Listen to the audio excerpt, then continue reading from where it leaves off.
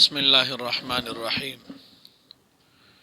عزت مندورونو، موږ د الله رب العالمین اسماء حسنا مبارکه شروع کړی دي چې څوک هم د الله رب العالمین دغه نومونه په یادو باندې یاد کی او بیا د دې تلاوت کوي، ان شاء الله الله رب العالمین با دغه انسان جنت ته داخلي.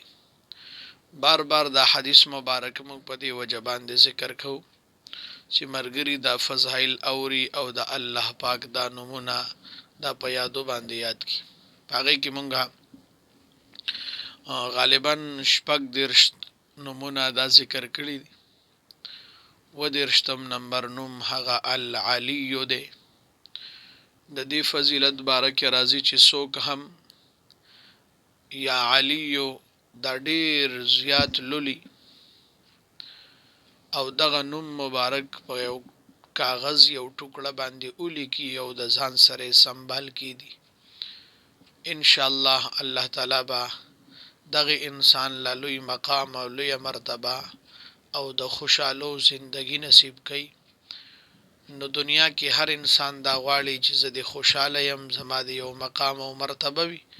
هغه د یا علی ورد ډیر په کثرت سره کوي او اودلی کی ځان سره دی اوساتی، ان شاء الله الله رب العالمین با دل کامیابی او دل عزت دا ضرور ورکي.